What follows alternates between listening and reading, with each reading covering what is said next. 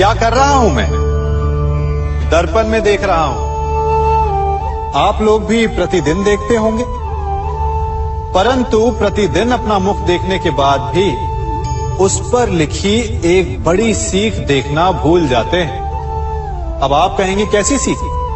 तो जाइए, एक बार फिर से दर्पण के सामने जाइए और मुख खोलकर देखिए, क्या दिखेगा? दंत पंक्ति और जीभा, है ना?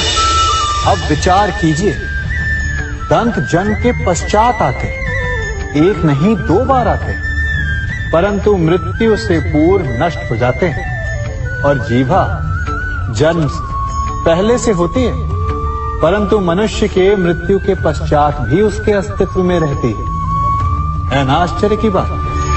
दंत कठोर होते हैं, जीभा कोमल, परंतु फिर भी दंत नष्ट हो जाते हैं, जीभा नहीं होती। यही रहस्य है कि हठी और कठोर लोग शीघ्र नष्ट होते हैं और कोमल लचीले आवश्यकता के अनुसार स्वयं में परिवर्तन ला सकने में सक्षम लोगों का ही अस्तित्व रहता है। अर्थात परिस्थितियों के अनुसार स्वयं को लचीला बनाना सीखिए और आपका जीवन सरल हो जाएगा। संबंध एक सहारा होता है जीवन का, और संबंधी वो होते हैं जिनसे आवश्यकता पड़ने पर सहायता मांगी जा सके, जिन पर विश्वास किया जा सके कि बुरे समय में वो हमारे काम आएंगे।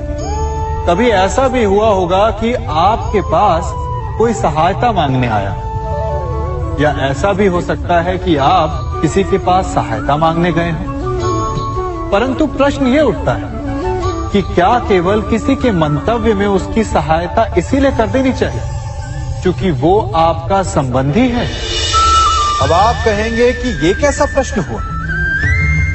तनिक सोचिए, एक अस्त्र बनाने वाला जब अस्त्र बनाता है तो ये अस्त्र किसको देना है उसका अधिकार उसी के पास होता है। वो चाहे तो ये अस्त्र किसी को भी दे सकता है, वो एक सैनिक को भी दे सकता है या एक डाकू को भी, और यही अस्त्र 2 भिन्न कार्य कर सकती है।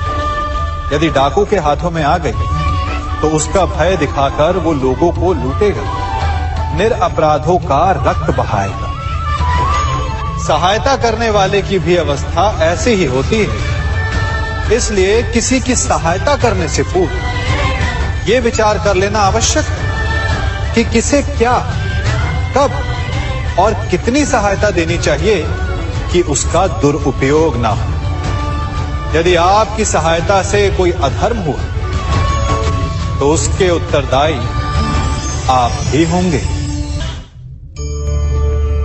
जीवन में कई बार ऐसे अवसर आते हैं कि आप लोगों से मिलने जाते हैं और उनसे कुछ आकांक्षाएं भी रखते हैं, और कई बार जीवन में ऐसे अवसर भी आते हैं कि लोग आपसे मिलने आते हैं। इसलिए अतिथियों का सम्मान करने से पूर्व सदा कुछ बातों को स्मरण रखना आवश्यक होता है।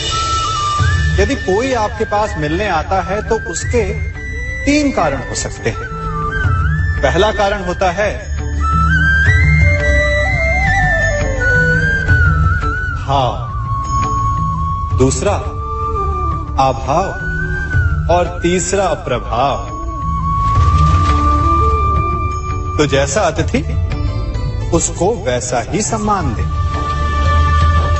यदि आपके पास कोई भाव से आए तो उसे केवल आपका प्रेम चाहिए, आपका सानिध्य चाहिए, और यदि कोई अभाव में आया तो उसकी उतनी सहायता अवश्य करें जितना आप करने में सक्षम हो, परंतु इतनी अधिक भी ना करें कि वो उस सहायता का दुरुपयोग कर बैठे।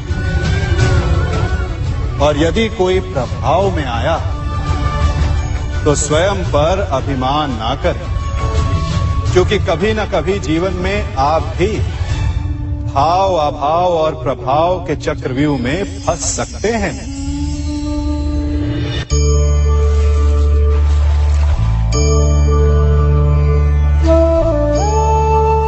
यदि जल को मुट्ठी में कसकर बांधें, तो जल कैसे अपना मार्ग बनाकर निकल जाता है? इसी धारा की भांति यही अवस्था हमारे अपनों के साथ भी होती है। अधिकतर हम जिनसे प्रेम करते हैं, हम सदा उन्हें अपने समीप रखना चाहते हैं, स्वयं से दूर नहीं होने देना चाहते।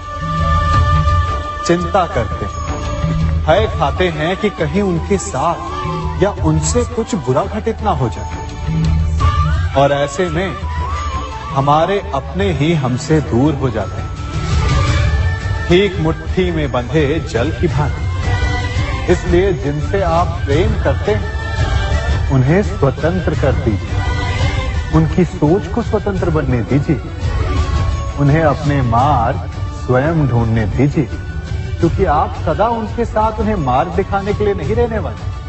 इसलिए अपनों के साथ अवश्य रहें, परंतु उन्हें बांधे नहीं। जन्म के पश्चात बालक जब पहली बार अपने नेत्र खोलता है, तो उसका मन उत्सुकता से भरा होता है कि ये संसार क्या है, उसे क्या दिख रहा है। ये उसके जीवन का नया आरंभ होता है। परंतु जैसे हम धीरे धीरे बड़े होने लगते हैं, अनुभव अर्जित करते हैं, हमारे मन की उत्सुकता, हमारे जीवन का चाव होने लगता है। तनिक सोचिए, जब हम सुबह सोकर जगते हैं, अपनी आंखें खोलते हैं, तो उसे ही हम अपने जीवन का प्रारंभ समझ ले, तो सुबह से लेकर संध्या तक के समय को ही अपने जीवन जीने का समय समझ ले, तो कितनी स्फूर्ति आ जाएगी। आप कितने काम कर पाएंगे, कितने लक्ष्य अर्जित कर पाएंगे। फलों से मिलकर घड़ी बनती, घड़ी से मिलकर प्रहर, प्रहर से मिलकर दिन बनते हैं, और दिनों से माह और वर्ष। यदि आप अपना हर पल, हर प्रहर विश्वास से जिए, हर दिन उत्साह से जिए, तो आपका संपूर्ण जीवन सार्थक हो सकता है। मनुष्य अपना जीवन विश्वास पर जीता है, परंतु विश्वास किसका? तनिक सोचिए, किस पर विश्वास है आपको? महापुरुषों की कही बातों पर, ग्रंथों में लिखे ज्ञान पर, माता पिता की सीख पर, या मित्रों के दिए गए निर्देशों पर, या फिर मेरी कही बातों पर? ये सब विश्वास अपूर्ण है जब तक आपको स्वयं पर विश्वास ना हो। यदि विश्वास करना है तो पहले अविश्वास करने के विज्ञान को भी सीखना चाहिए। आप किसी की बातों पर विश्वास न करें, आप अपने मन से पूछें, अपनी अंतर आत्मा से प्रश्न करें, और जो उत्तर मिलेगा वही सबसे उचित होगा। जब आप अपने मन, अपनी अंतरात्मा पर विश्वास करना सीख जाएंगे, तो नीति ज्ञान सब आपके भीतर से स्वतः उमड़ेगा। और यदि आप स्वयं पर ही विश्वास ना कर पाए, तो धर्म ग्रंथों में लिखे श्लोक, महापुरुषों की वाणी, माता पिता की सीख या मित्रों का निर्देश कोई भी लाभ नहीं दे पाएगा। एक पिता होने के नाते आप अपनी संतान के लिए क्या करते हैं? उसके लिए बहुत सारी सुविधाएं जुटाते, बहुत सारा धन कमाते हैं ना? और क्या आपको ऐसा लगता है कि यही उचित है आपकी संतान के लिए? इस पंछी को देख रहे हैं,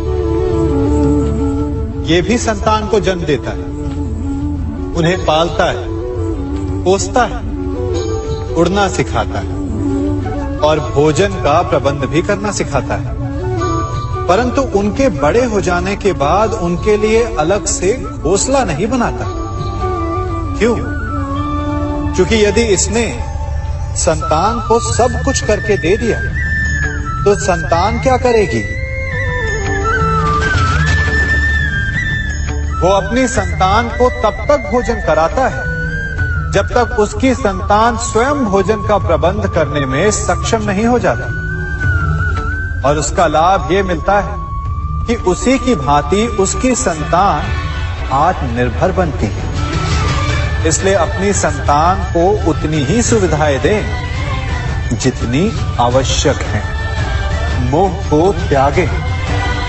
आपका उनसे मोह उन्हें कभी आत्मनिर्भर नहीं बनने देगा।